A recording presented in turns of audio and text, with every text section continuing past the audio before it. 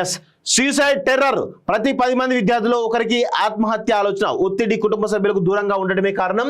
9 రాష్ట్రాల్లోని 8,542 మంది విద్యార్థులపై అధ్యయనం. National institute of mental health and neuro sciences survey అంటూ చూస్తా ఉన్నాం. సో దీని గురించి చాలా డీటెయిల్గా మనం మాట్లాడుకోవాలి మిత్రులారా. ఎందుకంటే ఈరోజు ఈ జనరేషన్లో కొన్నిటికి కాంప్రమైజ్ కావాల్సినటువంటి పరిస్థితి ఏర్పడ్డది. సో కాంప్రమైజ్ కాలేని పరిస్థితుల్లో యువత కొంతమేర ఆత్మహత్యకు ఆలోచనలో పడుతున్నట్టు తెలుస్తోంది. దేనికి కూడా అడ్జస్ట్ కాలేకపోతున్నారు. ఈరోజు తాము అనుకున్నటువంటి జాబ్, ఫర్ సపోజ్ నేను ఒక ఐఏఎస్ ఐపీఎస్ కావాలనుకున్నా, దానికోసం ప్రిపేర్ అవుతున్నాను. సో ఆ క్రమంలో ఐఏఎస్ ఐపీఎస్ రాకపోవడం, ఆ చిన్న జాబ్లలో అడ్జస్ట్ కాకపోవడం, సో ఆత్మన్యూనత భావానికి లోనై ఈరోజు ఆత్మహత్యకు పాల్పడుతూ ఉన్నారు. సో ఆ తర్వాత ఇక్కడ పేరెంట్స్ కూడా ఒత్తిడికి లోన్ చేయడం. నువ్వు ఎప్పుడు జాబ్ తెచ్చుకుంటావు, నువ్వు ఇదే చేయాలి, ఈ జాబ్ చేయాలి, నువ్వు బిజినెస్ చేయొద్దు, నువ్వు గవర్నమెంట్ జాబ్ కొట్టాలి, లేకపోతే సాఫ్ట్వేర్ జాబ్ చేయాలి, నువ్వు అమెరికాకు పోవాలి అంటే వాడికి ఏదో బిజినెస్ ఆలోచన ఉంటుంది.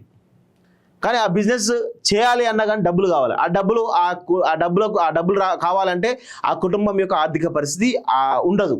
సో ఆయనకేమో జాబ్ చేయాలని ఇంట్రెస్ట్ ఉండదు, బిజినెస్ చేయాలని ఇంట్రెస్ట్ ఉంటుంది. ఎక్కడ అడ్జస్ట్ కాలేక సతమతం అవుతూ ఆత్మన్యూనత భావానికి లోనై సో ఆత్మహత్యకు ప్రేరేపించినటువంటి సందర్భాలు కనబడతా ఉన్నాయి.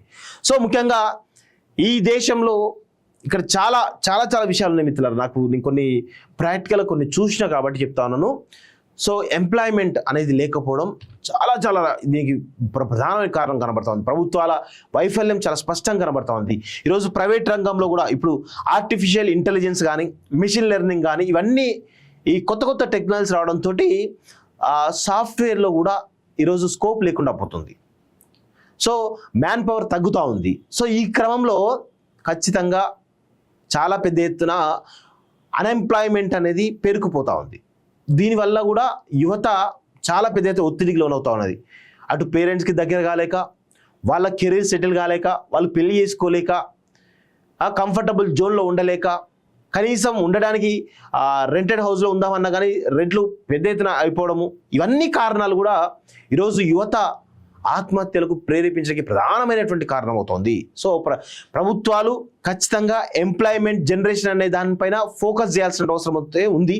సో కేంద్ర రాష్ట్ర ప్రభుత్వాలు దీనిపైన కలివిడిగా కలిసికట్టుగా ముందుకు సాగితే యువతకు ఒక మంచి కెరీర్ జీవితాన్ని ఇచ్చిన వాళ్ళుగా అవుతారు. లేదంటే మాత్రం ఈ ఆత్మహత్యలకు ప్రధానమైనటువంటి కారణం ప్రభుత్వాల యొక్క పాలసీల విషయంలో ఒక నిర్లక్ష్య ధోరణి అనేది చాలా స్పష్టంగా కనబడతా ఉంది. ఈ ప్రభుత్వాల తీరు, వాళ్ళు ఏదో సంక్షేమ పథకాలపైన ఎక్కువ ఫోకస్ పెట్టడం వల్ల, ఈరోజు అభివృద్ధి పథకాలపైన తక్కువ ఫోకస్ పెట్టడం వల్ల, ఇక్కడ సమాజంలో ఉన్నటువంటి అనేకమైనటువంటి విషయాల్లో ప్రభుత్వం చొరవ తీసుకోకపోవడం వల్ల కూడా ఇలాంటి అనర్థాలకు దారితీస్తూ ఉన్నాయి. సో వీటన్నిటిపైన ప్రభుత్వాలు కొంత లోతుగా అధ్యయనం చేస్తే కొన్ని విషయాలలో మీకు క్లారిటీ వచ్చే అవకాశం ఉంటుంది అనేది నా యొక్క అభిప్రాయం. తల్లిని చంపిన కూతురు భర్తతో కలిసి మర్డర్ స్కెచ్. ప్లాన్ ప్రకారం పక్కగా చేసిన కటకటాల వెనక్కి కుటుంబ విషయాల్లో అడ్డొస్తుందని ఘాతుకమంటూ చూస్తాను. ఇది దీనికి రిలేటెడ్ కనబడుతూ ఉంటుంది.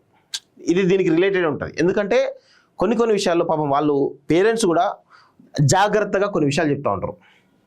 అది వీళ్ళు అర్థం చేసుకో, ఈ జనరేషన్ అర్థం చేసుకో. వాస్తవంగా జనరేషన్ గ్యాప్ అనేది చాలా పెద్ద ఎత్తున ఉన్నది కాబట్టి ఆ జనరేషన్కు ఈ జనరేషన్ కొంత గ్యాప్ ఉన్నది కాబట్టి సో ఇలాంటి ఘటనలు జరుగుతూ ఉన్నాయి.